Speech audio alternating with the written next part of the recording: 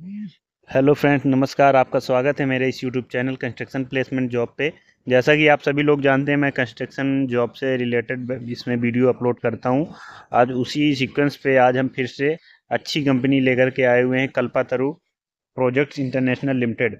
जैसा कि आप सभी लोग देख पा रहे होंगे कि आपका ये जो वैकेंसी आया हुआ है, high rise commercial residential building project का आपका वैकेंसी आया हुआ है। अगर इंटरव्यू की बात करें तो 8 दिसंबर को आपका इंटरव्यू लगा हुआ है, यानी नेक्स्ट संडे को। तो ठीक है फ्रेंड्स, तो आप लोग प्रिपेयर हो जाइए। अभी आपके पास में 1 वीक का पूरा पूरा टाइम रिमेनिंग है। तो आप लोग जो भी क्वेश्चंस है, क्वेरीज हैं, वो सारी चीज़ आप प्रिपेयर कर लीजिए। अगर आप कहें तो मैं पीडीएफ फाइल वगैरह, सिविल से रिलेटेड पीडीएफ फाइल मैं डिस्क्रिप्शन पे अटैच कर दूंगा, उधर पे जा करके आप देख लीजिएगा। ठीक है फ्रेंड्स। और जैसा कि अगर हम जॉब पोजीशन के बारे में बात करें कि आपकी क्या क्या पोजीशन देंगे उधर पे जॉब वैकेंसी का, तो आपका junior engineer, engineer assistant, manager, manager execution के लिए दे रहे हैं। इस पे आपका क्वालिफिकेशन है बीटेक होना चाहिए या डिप्लोमा होना चाहिए सिविल इंजीनियरिंग से। 3 से 8 साल का आपके पास में 3 से 10 साल का एक्सपीरियंस होना चाहिए। वो भी आपका high rise commercial residential building project का आपके पास में एक्सपीरियंस होना चाहिए। अगली वैकेंसी है आपकी, अगली पोस्ट है आपकी फोरमैन की, एल्युमिनियम फोरमैन। तो बार बेंडिंग सुपरविजन रीइंफोर्समेंट शटरिंग, मतलब इसके लिए दे रखा है। इसकी आपका कोई मतलब कि 12th हो या तो फिर आपके पास से ग्रेजुएट हो, 3 से 15 साल तक का आपका एक्सपीरियंस हो, वो भी हो आपका हाई राइज कॉमर्शियल या फिर रेजिडेंशियल बिल्डिंग पे आपका एक्सपीरियंस होना चाहिए 3 से 15 साल तक का। थर्ड अगर वैकेंसी की बात करते हैं तो थर्ड पे आपकी वैकेंसी आ रही है इंजीनियर असिस्टेंट मैनेजर, मैनेजमेंट वगैरह की। आपकी इसकी वैकेंसी क्वालिटी मैनेजमेंट की वैकेंसी है। और इसकी बात करते हैं तो इसमें भी आपका वही सेम वो दिया हुआ क्वालिफिकेशन मांग रहा है, बीटेक डिप्लोमा। और इसके बाद में 3 से 10 साल तक का एक्सपीरियंस है। Quality management, mix design, material testing, audits, मतलब इसमें आपका जो रोल दिया हुआ है तो ये बहुत ही अच्छा रोल दिया हुआ है। इसमें आपको ऑडिट करना भी आना चाहिए। जैसे कि आपका प्रोजेक्ट मल्टीपल लोकेशन पे चल रहा है तो आपको उसमें जाना है, प्रोजेक्ट का ऑडिट लेना है कि क्या काम हुआ, कितना रिमेनिंग है, कितने टाइम पीरियड में पूरा हो जाएगा, कितना एक्सपेंस हुआ, कितना अभी प्रोजेक्ट की कॉस्ट पे हम लोग का कितना परसेंट काम हुआ, कितना अभी और काम करना बचा हुआ है, वो सारा चीज़ आपको आना चाहिए। क्वालिटी मैनेजमेंट भी आपको आना चाहिए, क्यूए क्यूसी जो बात करते हैं वो भी आपको आना चाहिए। और कंक्रीट के बारे में अच्छे से सारी जानकारी होनी चाहिए। ठीक है फ्रेंड्स, जैसा कि आपको मालूम है रेजिडेंशियल बिल्डिंग प्रोजेक्ट है, स्ट्रक्चर प्रोजेक्ट है, तो इस पर आपका कंक्रीट का फर्स्ट प्रायोरिटी दी जाती है। ठीक है फ्रेंड्स। और अगली बात करते हैं हम, अगर बात करें तो आपका इलेक्ट्रिकल वालों के लिए बहुत अच्छी अपॉर्चुनिटी है। जैसा कि इस पे दे रखा है engineer manager, manager plant and machinery, P and M. और इसका आपका जो भी है तो आपका बीटेक आपका मैकेनिकल इलेक्ट्रिकल से होना चाहिए, डिप्लोमा भी आपका इसी ब्रांच से होना चाहिए, 3 से 10 साल तक का एक्सपीरियंस होना चाहिए। Construction plant and machinery handling, जो बंदे पी एंड एम डिपार्टमेंट में कॉम वर्क कर रहे हैं रिसेंटली, उन लोगों के लिए अच्छा अपॉर्चुनिटी है ये। ठीक है। फिर अगली भी सेम यही लोकेशन सेम आपका दे रखा है, इंजीनियर असिस्टेंट मैनेजर, इसमें भी आपका सेम क्वालिफिकेशन डिप्लोमा और या फिर डिग्री होनी चाहिए, इलेक्ट्रिकल या मैकेनिकल से होनी चाहिए, 3 से 10 साल का एक्सपीरियंस होना चाहिए। हाई राइज कॉमर्शियल या रेजिडेंशियल बिल्डिंग का, यानी आपका जो जैसा इलेक्ट्रिकल का काम होगा, बिल्डिंग बनेगी उस पर सिविल वर्क हो गया, उसके बाद में इलेक्ट्रिकल का वर्क होगा, प्लम्बिंग का वर्क होगा, फर्नीचर का वर्क होगा। तो इसके लिए आपका इलेक्ट्रिकल वालों के लिए ये रिक्वायरमेंट निकाला हुआ है। अब इसके बाद में बात करते हैं, अगली 6वें नंबर की वैकेंसी है, इस पर हम बात करते हैं। तो इस पे आपका दिखा रहा है ऑफिसर, इस पे आपका दिखा रहा है ऑफिसर इंजीनियर असिस्टेंट मैनेजर। तो इस पे आपका दिखा रहा है कोई एनी ग्रेजुएट, मतलब कोई भी ग्रेजुएट हो, एनी ग्रेजुएशन होनी चाहिए, या फिर आपका ग्रेजुएशन हो मैकेनिकल से, या फिर डिप्लोमा हो आपका फायर एंड सेफ्टी से होना चाहिए। इस पे आपका 3 साल तक का एक्सपीरियंस मांग रहा है, 3 से 10 साल तक का एक्सपीरियंस मांग रहा है। ये चीज़ आपका मेंशन कर रखा है। ठीक है फ्रेंड्स। अगला आपका दे रखा है स्टोर डिपार्टमेंट के लिए वैकेंसी है, officer executive assistant manager store की वैकेंसी है। इस पे एनी ग्रेजुएट कोई भी कैंडिडेट अप्लाई कर सकता है। 3 से 15 साल तक का एक्सपीरियंस है। ये भी हाई राइज बिल्डिंग का आपका एक्सपीरियंस होना कंपलसरी है। ठीक है फ्रेंड्स। तो जैसा कि आप सभी लोग देख पा रहे होंगे, और 8वें नंबर की बात करते हैं तो अगली वैकेंसी हमारी एडमिन की है। एडमिन जो होता है आपका सारा मैनेजमेंट संभालने वाला कैंडिडेट होता है एडमिन, उसके लिए वैकेंसी है, ठीक है। ऑफिसर, एग्जीक्यूटिव मैनेजर या फिर एडमिनिस्ट्रेशन लाइजनिंग वगैरह करना, उसके लिए आपकी ये वैकेंसी दे रखा है, ठीक है। इसमें भी आपका एनी ग्रेजुएट कोई भी हो, एनी ग्रेजुएट दे रखा है, चल जाएगा।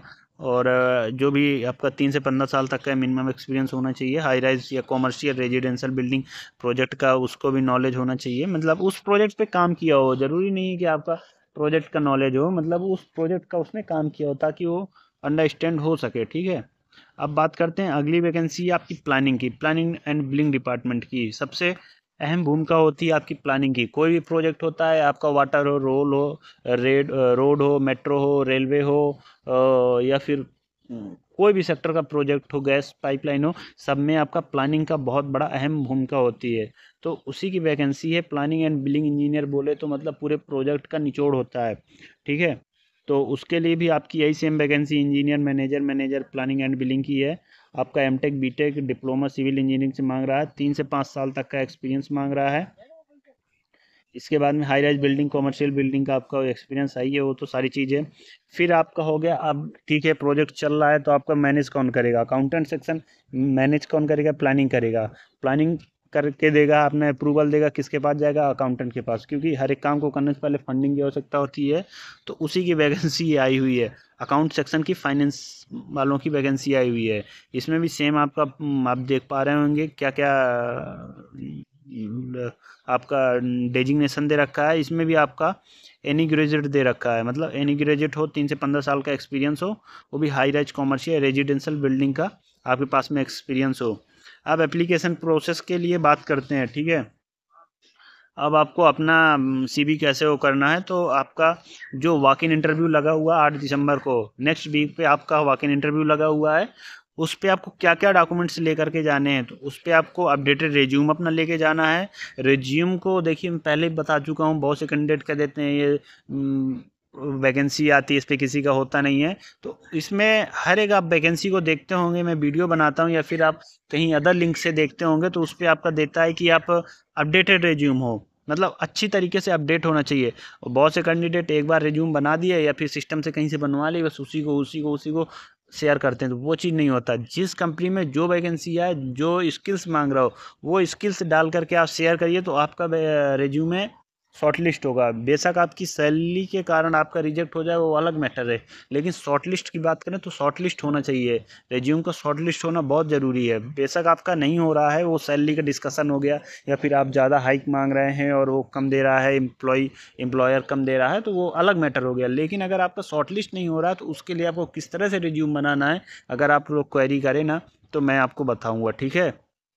तो अब इसमें देख पा रहे होंगे, इस पे दे रहा है आपका अपडेटेड रिज्यूम होना चाहिए, क्वालिफिकेशन सर्टिफिकेट्स होने चाहिए, पासपोर्ट साइज फ़ोटोग्राफ होने चाहिए, और आपका सैलरी प्रूफ होना चाहिए कि आप प्रीवियस कंपनी में क्या सैलरी पा रहे थे, उसका सैलरी प्रूफ होना चाहिए। अगर आप चाहते हैं तो आप अपना सीवी भी भेज सकते हैं, ठीक है। कई बार लोग क्या करते हैं, जेपीईजी पे फ़ोटो भेज देते हैं, वो चीज़ बहुत गलत होती है। आपको पीडीएफ भेजना है या तो एमएस वर्ड पे भेजना है। इस पे देखिए दे रखा है, रिज्यूम मेंटेनेंसिंग जॉब कोड एमएस वर्ड या पीडीएफ फॉर्मेट में। और किसको शेयर करना है, तो आपको एक लिंक भी दे रखा है, इस पे शेयर करना है आपको, ठीक है। और आपका जो एज क्राइटेरिया इस कंपनी में दे रखा है, क्योंकि कंपनी बहुत बड़ी, इसके पास में मल्टी प्रोजेक्ट है, बहुत अच्छे अच्छे प्रोजेक्ट हैं। तो इसने अपना दे रखा है कि बिलो 40 ईयर, मतलब 40 साल से ऊपर का कैंडिडेट नहीं, नॉट रिक्वायर्ड। 40 से बिलो कैंडिडेट ही हम कंसीडर करेंगे।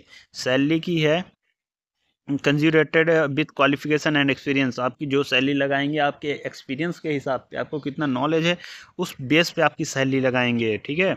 तो आप अच्छे से अपनी प्रिपरेशन करिए कि बहुत अच्छी कंपनी है, ट्राई मारिए, बहुत गुड कैरियर है उस पर, अगर आपका सिलेक्शन हो जा रहा है, ठीक है। अब आपकी बात करते हैं, सारा मुद्दा तो हो गया कि क्या डिस्क्रिप्शन था, अब बात करते हैं जाना कहाँ है, ठीक है। तो जाने के लिए आपको 8 दिसंबर संडे का दिन रहेगा, 9 बजे से 4 बजे तक का आपका टाइम पीरियड रहेगा। और कर्नाटक बेंगलुरु पे आपका लोकेशन रहेगा।